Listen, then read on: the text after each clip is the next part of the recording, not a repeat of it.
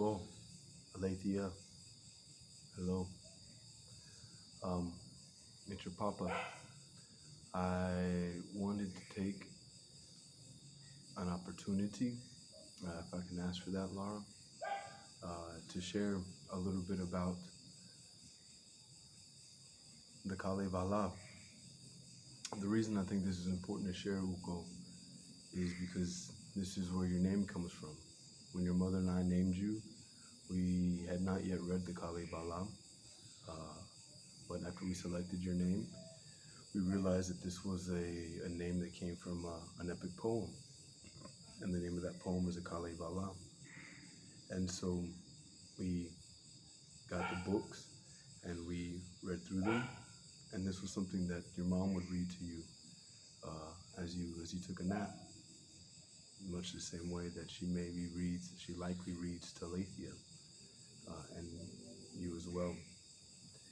Um, so I wanted to read this with you in the best way that I can, and so that's what this video is about, and that's what the coming videos are going to be about as well.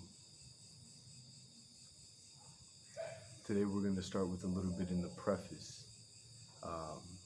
The reason I think it's a good idea to start here, Ukko, is because it gives an explanation of your name and the importance of your name in the context of the story, the Kalevala.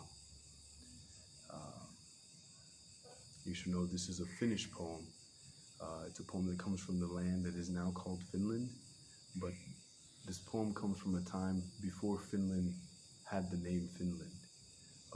So what that means is it's old, and that's exactly what your name means. It means old spirit, or old man, or first man.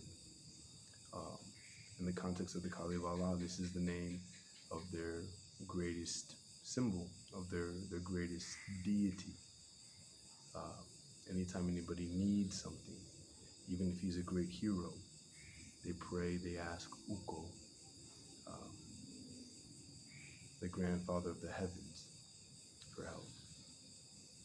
So I'll take a moment, I'll read some of that, and I hope you enjoy this, Ukko.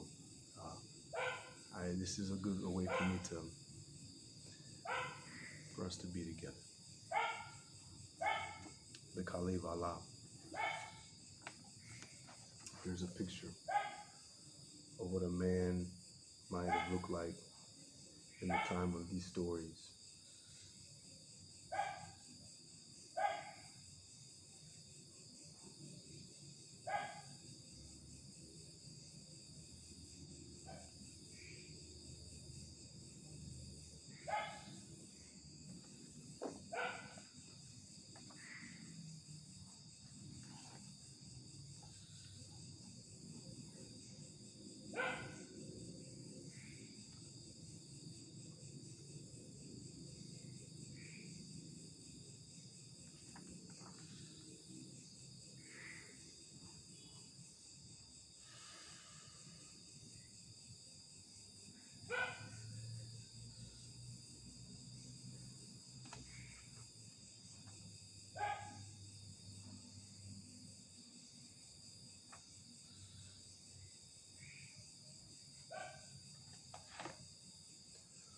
One of the most notable characteristics of the Finnish mythology is the interdependence among the gods.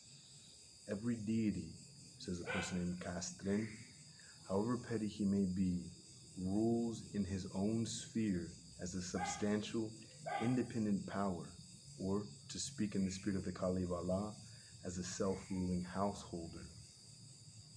The god of the polar star only governs an insignificant spot in the vault of the sky, but on this spot, the god of the polar star knows no master. The Finnish deities, like the ancient gods of Italy and Greece, are generally represented in pairs, and all the gods are probably wedded. They have their individual abodes and are surrounded by their respective families. The primary object of worship among the early Finns was most probably the visible sky with its sun, moon, and stars, its aurora lights, its thunders, and its lightnings. The heavens themselves were thought divine. Then a personal deity of the heavens, coupled with the name of his abode, was the next conception. Finally, this sky god was chosen to represent the supreme ruler. To the sky god, and the supreme god, the term Jumala, thunder home, was given. In course of time, however, when the Finns came to have more purified ideas about religion, they called the sky Taivas and the sky god Ukko. The word Ukko seems related to the Magyar Ag, old, and meant therefore an old being, a grandfather.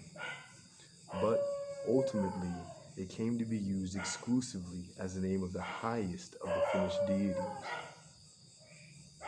Frost, snow, hail, ice, wind, and rain, sunshine, and shadow are thought to come from the hands of Ukko. He controls the clouds. He is in the Kalevala.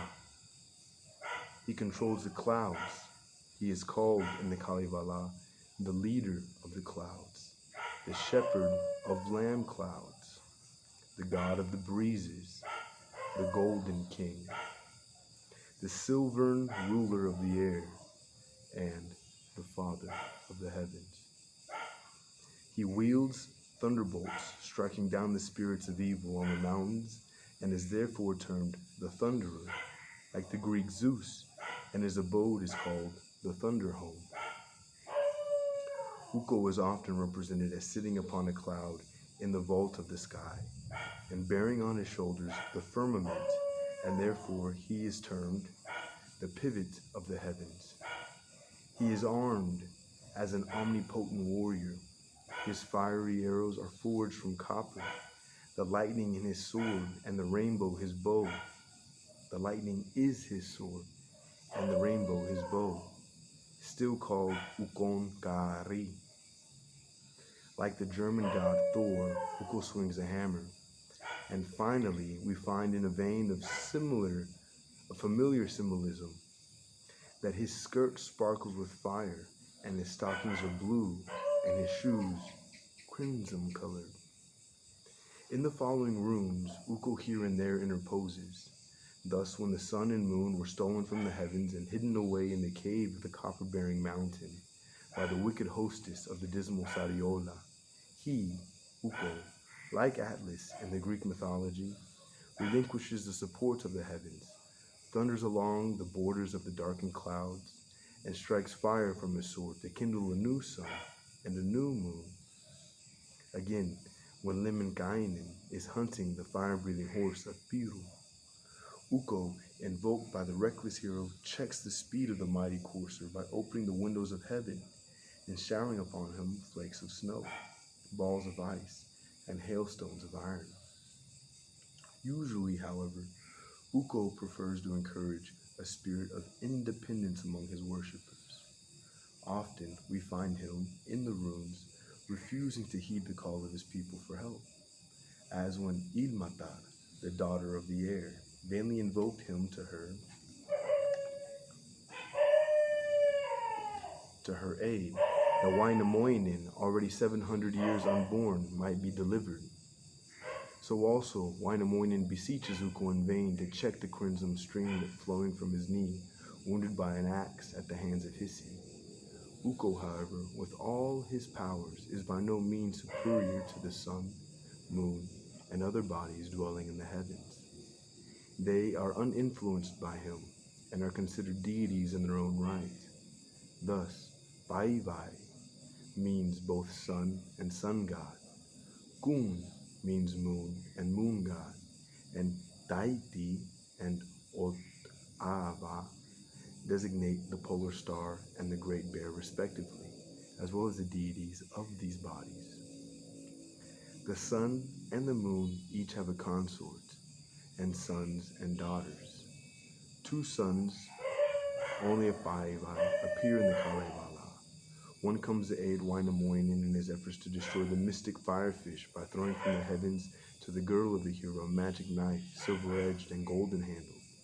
The other son, Banu, the fire child, brings back to Kalevala the fire that had been stolen by Luhi, the wicked hostess of Poyola. From this myth, Castron argues that the ancient Finns regarded fire as a direct emanation from the sun. The daughters of the sun, moon, great bear, polar star, and the other heavenly dignitaries are represented as ever young and beautiful maidens, sometimes seated on the bending branches of the forest trees, sometimes on the crimson rims of the clouds, sometimes on the rainbow, sometimes on the dome of heaven.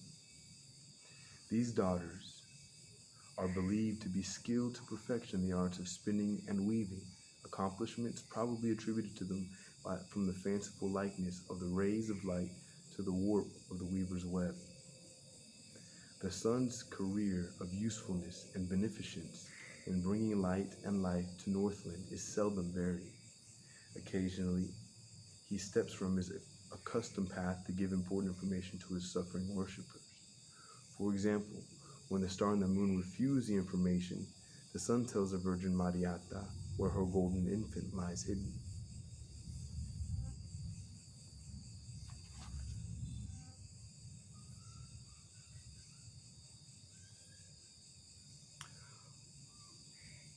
Among the other deities of the air, there are Luonotars, mystic maidens, 3 of whom were created by the rubbing of Ukko's hands upon his left knee. They forthwith walk the crimson borders of the clouds, and one sprinkles white milk, another sprinkles red milk, and the third sprinkles black milk over the hills and the mountains.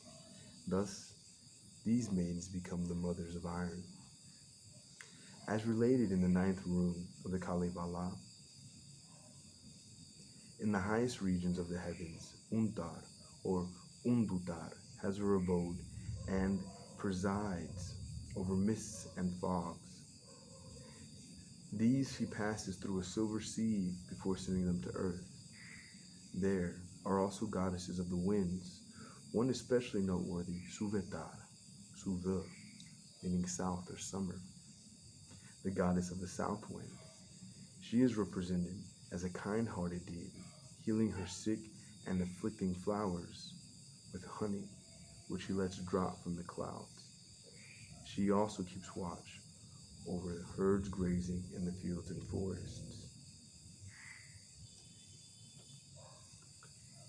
And so, Ukko, this is a little bit of the preface from the Kalevala. The reason I share it is, one, so you understand a little bit about the origin of your name.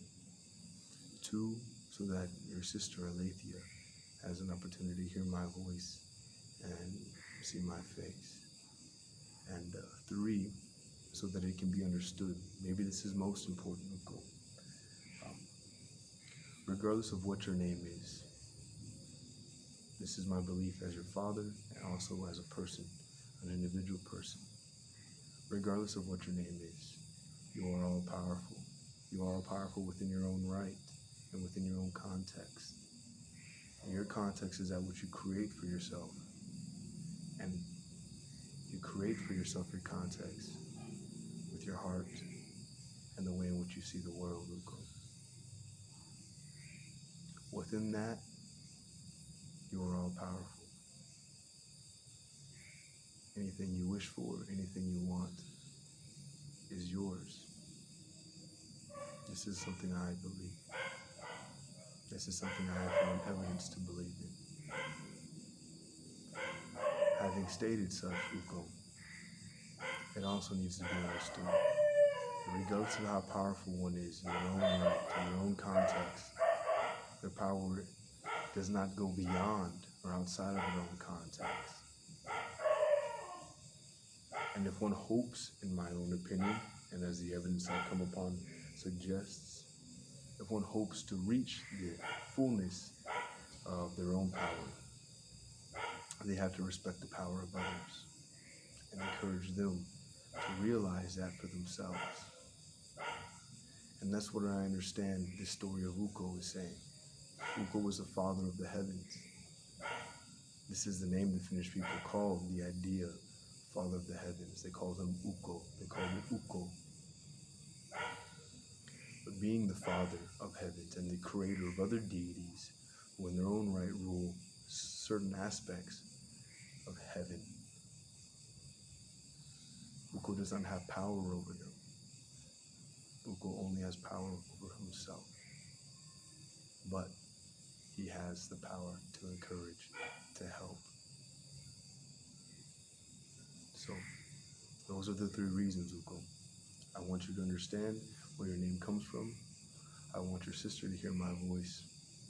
And I want to share with you that idea about respecting what you have inside and in turn respecting what others have inside. I love you. You're a beautiful boy. Aleithia. You look healthy and strong. I'll make another video soon, Ukko. I hope you enjoy.